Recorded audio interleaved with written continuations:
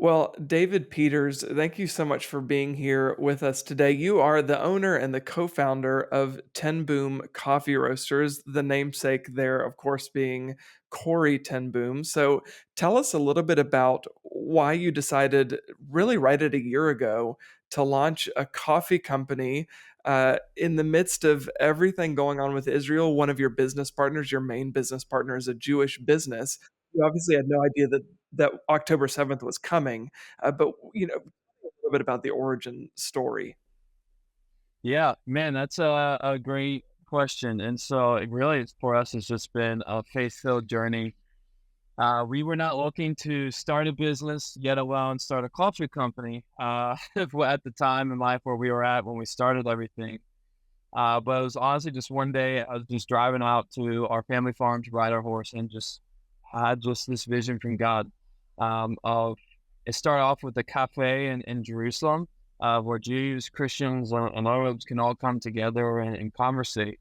Coffee is something that brings people together, bridges people, and it just started with this vision, and then it just felt like one door was leading to another, and just opening up, and it was just a crazy journey of really the Lord leading us to where we're at now. And so, to speak on a little bit of our namesake, we named ourselves Tin Boom Coffee Roasters for a couple of reasons. First and foremost is Corey had a very special relationship with my wife's side of the family, and that in the latter half of Corey's life, after the events of the hiding place, she traveling here in the U.S. often, and actually lived here in the U.S. and would share her testimony and her story and sharing the gospel really, but also share, hey, don't let the evils of this age rise up again like this. Don't let this happen again.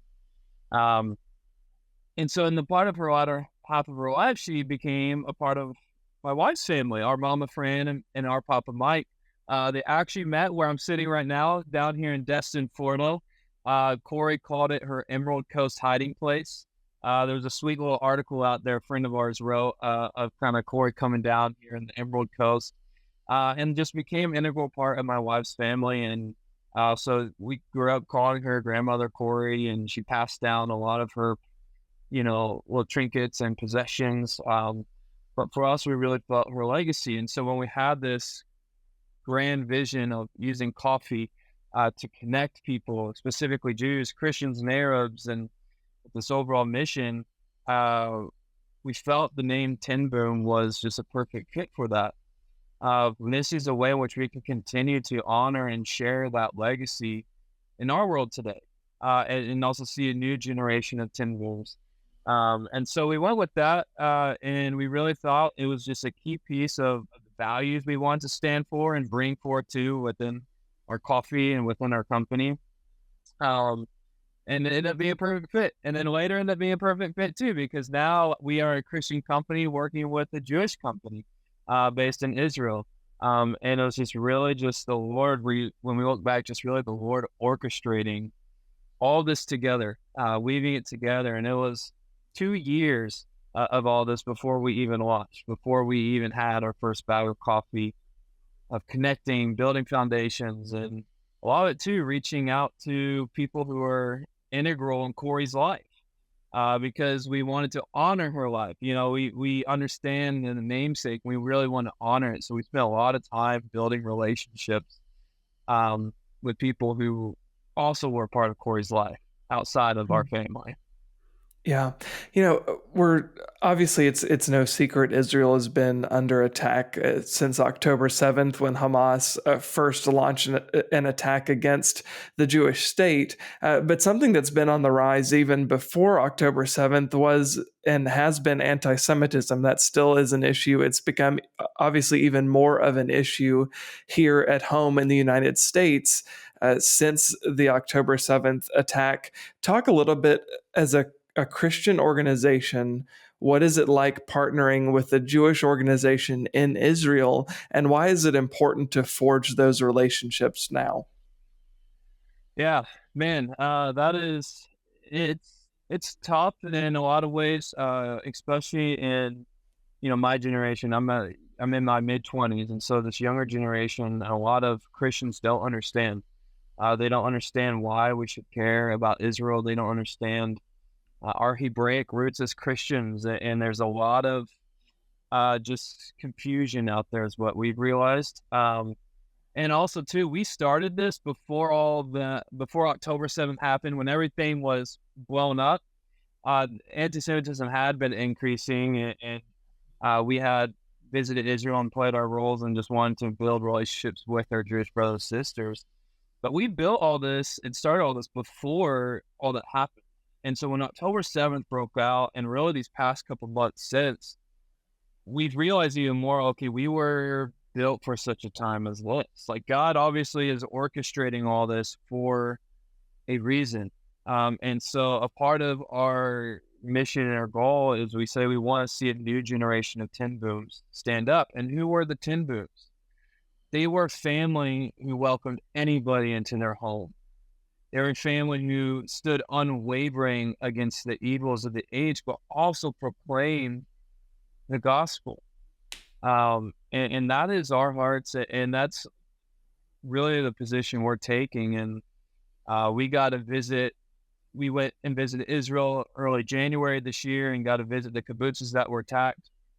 Our business partner, Hanan, actually was a first responder to Kfar Aza, which is one of the kibbutzes that experienced great devastation. And I remember having this very vivid imagery of just this weight of, we had gotten messages and things to our business, saying, oh, we won't support Zionist corporations, or, oh, how could you stand with the Jews, or, oh, this genocide. And it weighed on me a lot. I didn't know how to respond to a lot of that.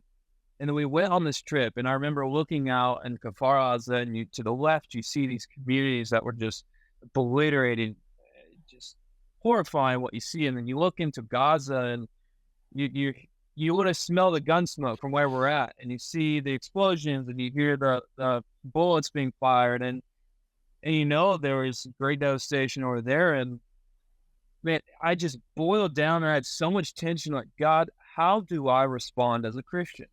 How can I share with people back home the truth of what's going on? Because there's so much confusion, so much deception. And for me, it really boiled down to the gospel and what the gospel is. And then just realize, that's what the Ten Boom stood for too. The gospel both condemns and judges evil, but gives life to those who repent and turn from it. And we would talk or listen to these Palestinian pastors who were in the West Bank, and they were talking about these righteous few stepping up with the gospel, choosing to love their Jewish brethren, and how that's impacting the culture within the Palestinian community. And then imagine the impact that has then on the Jewish community. And so all that came boiling down, and that's really our message, and what we want to share is just really the gospel. It's the only way. It brings truth. It brings clarity amongst so much confusion. And it brings hope to all. Yeah. Was there ever a time, right after the October 7th attack, where you thought, why did we choose to launch this company now? Are we even going to be able to survive this? And knowing that so much of it obviously was rooted not just in Jewish culture and Christian culture, of course, but also with Jewish partners. Yeah. Oh, for sure. So, when you're a startup, you already have the struggles of a startup, right? You're trying to get everything going, you're building a foundation and get going. Well, you throw in a war that directly affects us and part of our supply chain. But then you also throw in the confusion and the deception on social media. And there's still times I question, is what's happening right now, is it negatively affecting us? Or is it positively affecting us? And I've been asked that, from the greater supporters, and I've been asked that, and honestly, I don't know.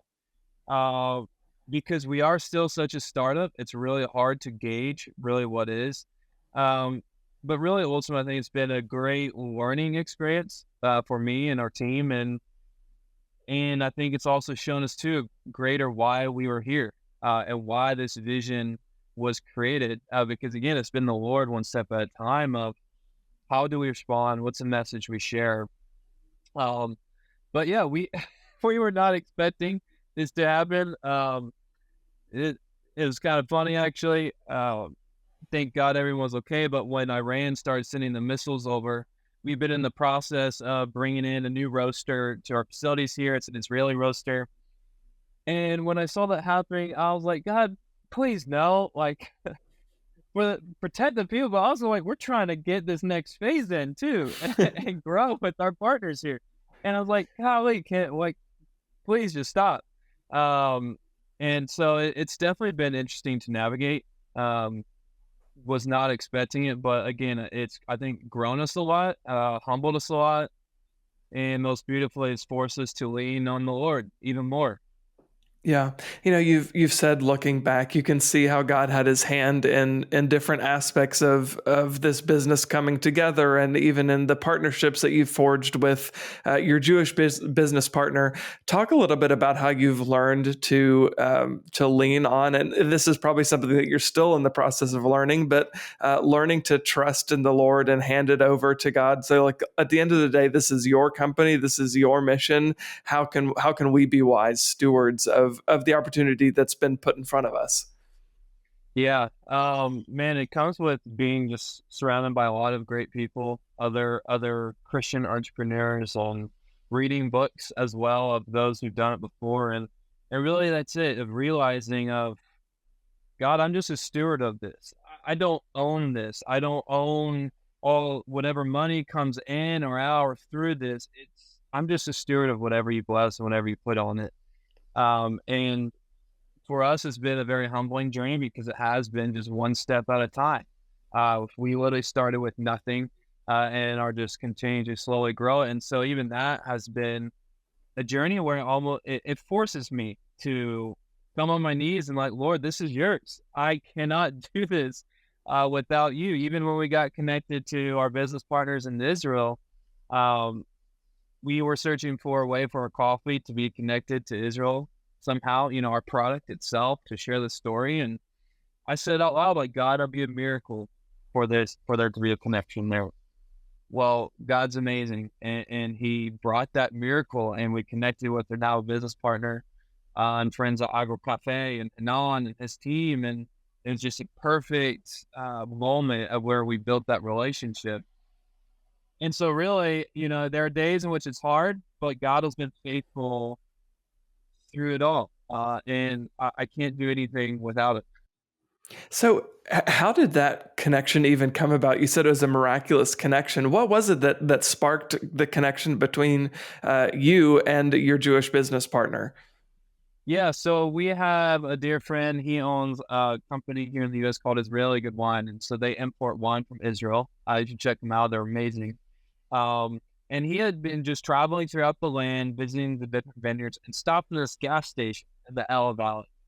And coffee in Israel, if you've been before, sucks. To be very clear, it's just this instant coffee. It's very dark. It's not like quality coffee what you get here.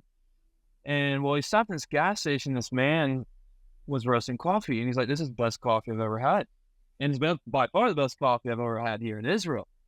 And just built a little relationship with our dear friend Hanan. And so when we were searching for sourcing and such, our friend who was traveling there for visiting the vineyards, he said, "Hey, I tried this coffee at this gas station, met this guy.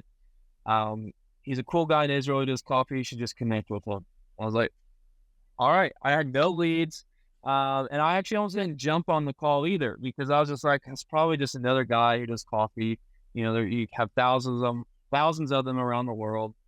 But I decided to jump on anyways. And sure enough, it was a thing that forever will change our lives. And I jumped on the call with Nan, and he started sharing about their company and what they do. And they go and take this agricultural tech and farms around the world and increase their harvest and also the quality of the coffee. And then they roast it there in the Ella Valley in their cafe there.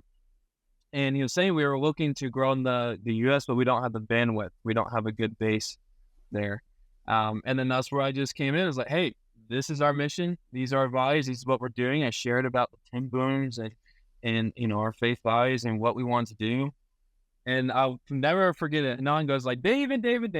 He's like, I just want to stop you right there. He's like, I feel this in my heart right now, and I want to offer you anything and everything. And Wow. that was the start of our amazing friendship and now partnership with them. Wow, that's awesome. So for any of our viewers or listeners who want to order or learn more about Ten Boom Coffee Roasters, where can they go to get more information? Yeah, so you can go to tenboom.coffee.